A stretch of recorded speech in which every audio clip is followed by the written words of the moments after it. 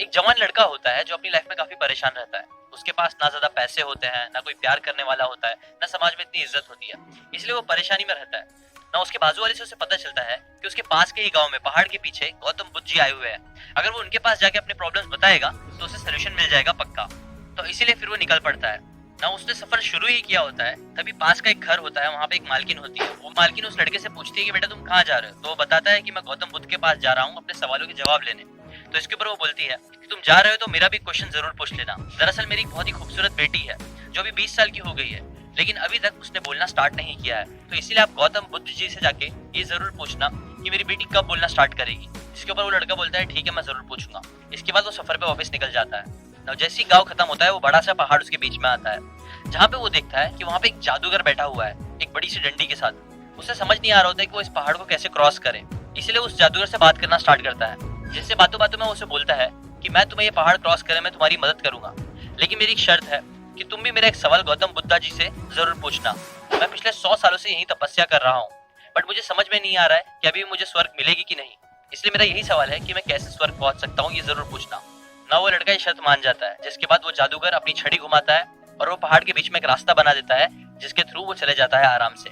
ना पहाड़ पार करने के बाद एक बहुत बड़ी नदी आती है वहां पे, जिसके बाजू में एक टर्टल पड़ा होता है जो उससे बात करता है और उससे पूछता है कि तुम कहाँ जा रहे हो। तो लड़का अगेन उसे बताता है कि मैं गौतम बुद्धा जी के पास जा रहा हूँ अपनी परेशानियों के जवाब ढूंढने। तो उसके बाद जो टर्टल होता है ना, वो भी उससे बोलता है कि ठीक है मैं तुम्हारी ये नदी पार करने में तुम्हारी हेल्प करूंगा, लेकिन मेरा भी एक सवाल है, तुम वो जाके जरूर पूछना। वो बोलता है कि मैं पिछले 500 साल से कोशिश कर रहा हूँ अलग अलग चीजें करके, मैं एक ड्रैगन बनना चाहता हूँ, लेकिन मैं ड्रैगन नहीं बन पा रहा हूँ। तो आप गौतम बुद्ध जी से जाकर जरूर पूछना कि मैं ड्रैगन कैसे बन सकता हूँ। वो बोलता है ठीक है मैं पूछ लूंगा। जिसके बाद वो टर्टल उसे नदी क्रॉस करवा देता है। अब वो फाइनली थका हारा गौतम बुद्ध जी के पास पहुंच जाता है, जहाँ पहुंचने के बाद उसे पता चलता है कि ठीक है वो उनसे क्वेश्चंस तो पूछ सकता है, लेकिन गौतम बुद्ध जी शर्त रखते हैं कि वो सिर्फ उनसे 3 ही क्वेश्चंस पूछ सकता है।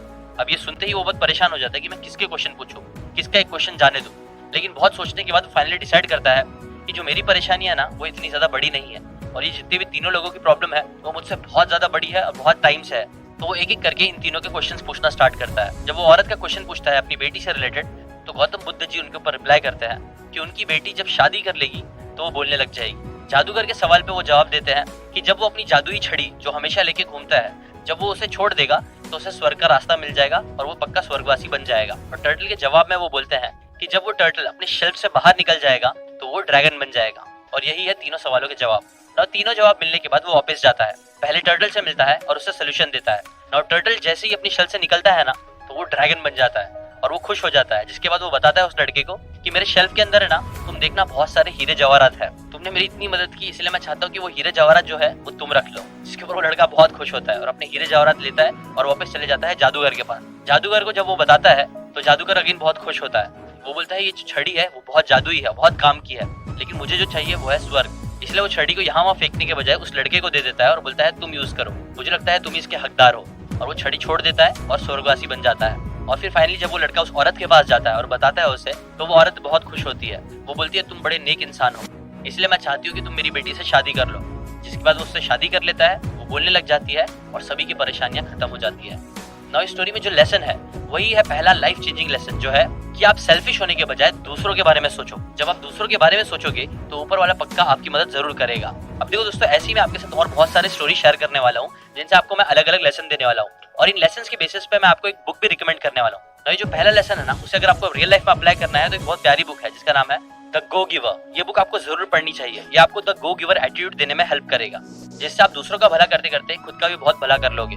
अब ऐसे ही मैं आपके साथ और भी बहुत सारी स्टोरी शेयर करने वाला हूँ और ऐसे बुक्स भी रिकमेंड करने वाला हूँ जो आपको वो लेसन को अप्लाई करने में रियल लाइफ में हेल्प करेगा आपको।